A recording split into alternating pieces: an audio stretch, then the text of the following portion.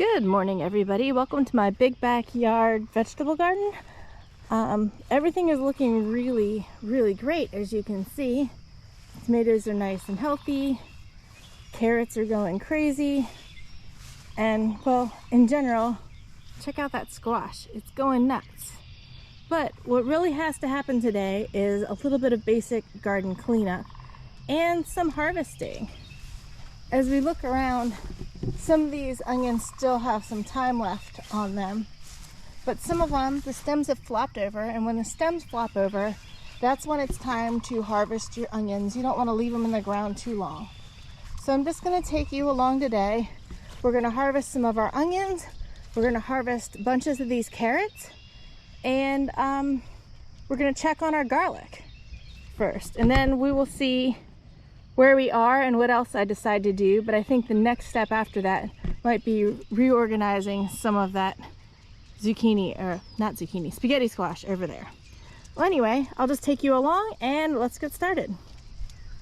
So I have this handy dandy tray here, which I'm going to be putting my onions in. So we'll just start here and see what we've got. Just rip them out. This one's pretty small, but that's fine. Yeah, that one ripped right off. Another smallish one. I'll probably hose all these off. This one fell over, so there's another one. Last year's onions were much bigger, but I think I'm gonna have some really big onions on the other side of the garden. Some of these got shrouded in other things a little too early. But who minds really having a couple small onions? It's not the end of the world. And this one's fallen over. Oops.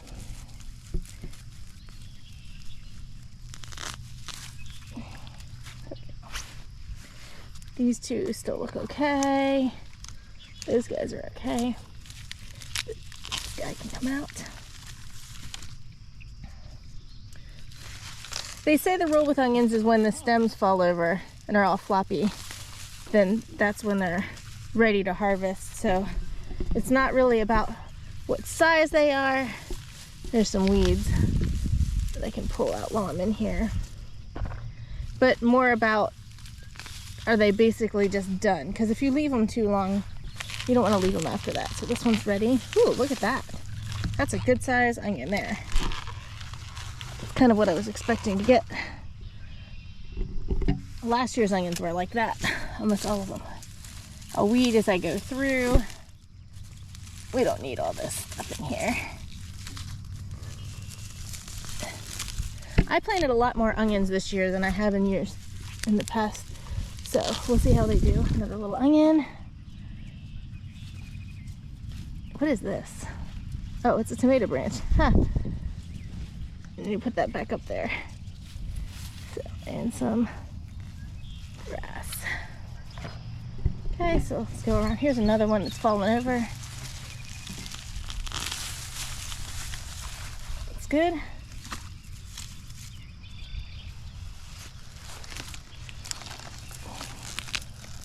Oops.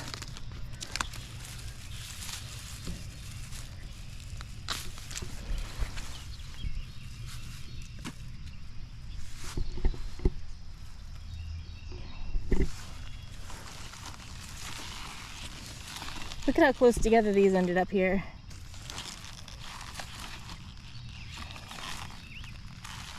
It's like that one split in two. This one's fallen over, so let's pull the middle one out.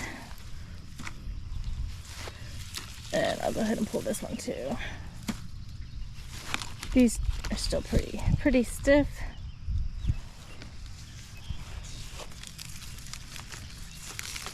That one's floppy. It's basically when the stems go floppy, you know they're done, from what I understand. So, anyway, you get the idea. I'm harvesting onions, and I'll turn this back on for the next step. Okay, well, I've harvested all the white onions, and they're over there on my porch. I'll show you exactly what I got later when I go through the cleaning them off process, but now it's time for carrots. As you look, I have a ton of carrots here. And one thing is all of these carrots are kind of packed really close together, except for that little clump over there. And I'm not sure how many big ones versus small ones I'm gonna get. I also, if you notice, have some of these which are about to bloom and go to seed. And I might actually leave a few of these in here and just see what happens. I could even collect the seeds later if that's what I want. So anyway, let's get on with the carrots. I'm going to remove all of these today. It's getting too hot for carrots. If you leave them too late, they just get this bitter taste. Yesterday was a super hot day, like 93 degrees and humid. Today is 76 degrees, which is perfect. And I'm going to harvest them nice and early this morning, but we'll see what we get. So it's an intimidating pile of carrots, but let's reach in here and see what I can pull out. I'm just going to grab a handful and see what I get. Oh, these aren't bad. They're little, but they're not horrible. So I'm just going to stack them right there, and we'll keep going.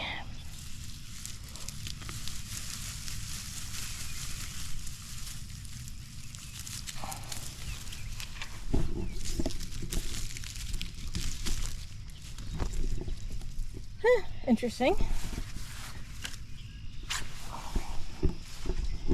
Carrots do nicely in raised beds. Get out of there, cat. Oh my God, my cat. Ugh. The garden is not the place for the cat. But oh well. Get out of there. I think these are a variety of carrot called New Carota. They're just a plain orange carrot. They're delicious.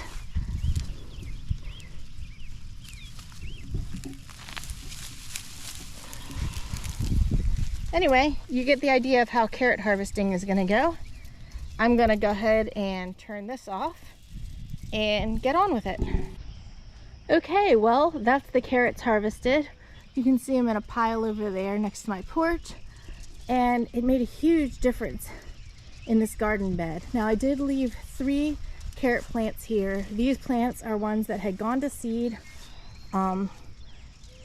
I just left them there for fun. One of them I actually moved because I accidentally pulled it out. This one right here, I pulled it out of the ground and then put it back. So it might just die. But other than that, you know, this is way more cleared out, and that leaves a ton more space for things like these cherry tomatoes to flourish in here. The next step is going to be harvesting any of my red onions, the red candy onions that have flopped over, or the ones that are crowding out other plants. Because if you look at this, my squash is going nuts, and there's candy onions planted under that, all on that side. As you can see, the red candy onions are still much more upright than the yellow ones, so I won't probably be harvesting as many of those today.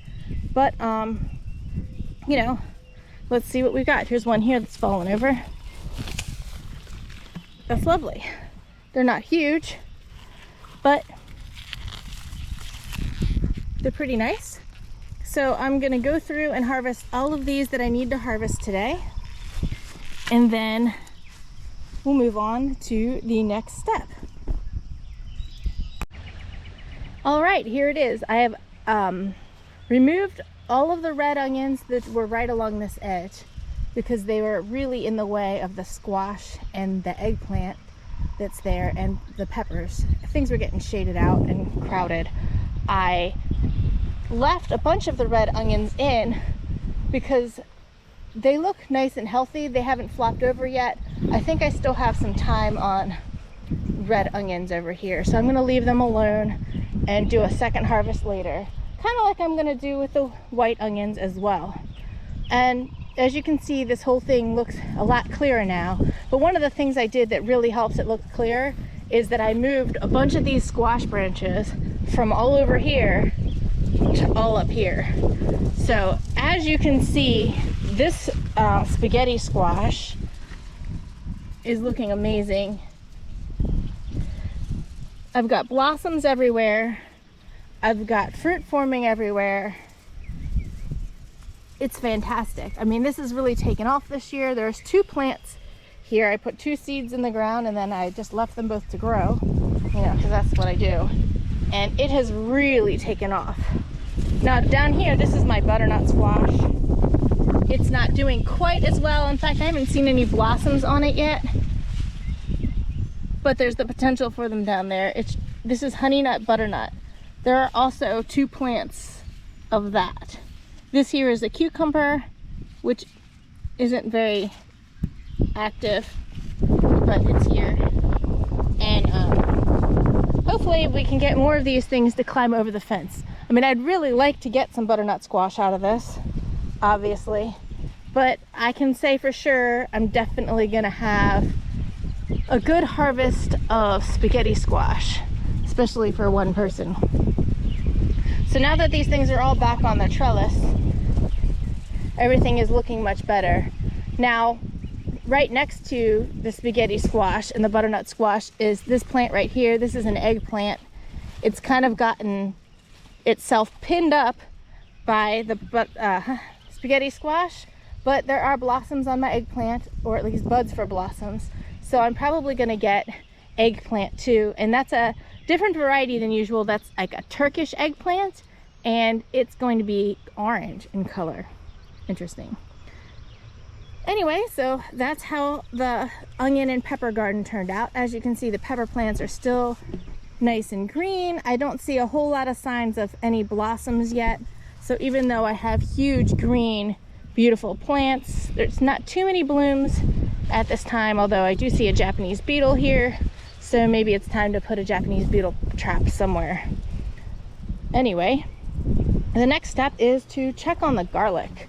Now, garlic. They say that when it starts to die back like this, the garlic is ready to harvest. I could probably let it go a little longer, or I can just pull it up to see what I've got. And so, let's see what I got. I had a couple different varieties of garlic in here, and I'm not entirely sure where I put all of them. I'm also not entirely sure why the cat thinks it's a good place to sleep in my vegetable garden. But oh well. All right, so let's see what I got for garlic here. I'm gonna start with this one. This one's pulled back a lot. Oh, that's a nice clove head of garlic. It's not huge, but it's not small. So, I mean, this is about the size you would get at a grocery store or something like that. It looks like to me. So I may go through and harvest some of this garlic out of here. And I will let you know when it's done. Okay, so there's the garden now that I'm done my harvest for the day. Let's see what the final tally is. So here is a large pile of carrots. I have this really pretty color carrot, and I have some of these orange carrots. They're all delicious. Some of them, you know, are very small. I'll probably eat them in salad later. Some of them are oddly deformed, which is kind of fun. And no, there's some good sized carrots in here. Look, check out that one, that's funny. I thought I'd rinsed them off really well, but I'm just gonna have to do a better job in a little bit. I did give a few to a neighbor, as well as a few of the smaller onions. These are the smaller onions that I collected. These onions, I'm gonna cut the tops off. Well, some of them already had tops broken off. And I'm gonna either process these in some way today or save them for salads. Either way, they're gonna get taken care of right away because they're just small and not worth preserving and trying to make them last forever. But if you go up here on my porch, here is the rest. So the top shelf here and the next shelf down contain the yellow onions that I harvested today, or actually they're white candy onions. This one back here might have been one of the biggest ones today. And there were some small ones, as you saw over on the other side, as well as the garlic that I harvested. It looks like I harvested 2 different varieties of garlic today. I'm gonna leave these out here to cure, And the bottom shelf is the other red onions that I harvested today. You're supposed to leave your onions and garlic somewhere where they can cure. It's supposed to be out of direct sunlight, and it's supposed to have good airflow. And the best I can do is my front porch. This porch gets morning sun only. As you can see, it is 9 o'clock, and already the shade has started to come down on the front porch. It won't be long before that bottom shelf is also shaded, and that makes this the best place that I have to cure my onions and my garlic. As you can see, I only harvested 5 of the garlic. I'm not entirely sure that they're as done as they can get, so I'm just going to leave the others for a little while longer. Now let's go have a look at the rest of the garden. As you can see, this is the bed that has the red onions in it. Everything is a lot more airy and spacious now that I've pulled some of these things out. There are flowers on some of my peppers, and there are even baby peppers on some of these pepper plants. So I'm sure my patience will be rewarded eventually, and that these plants will flourish in here.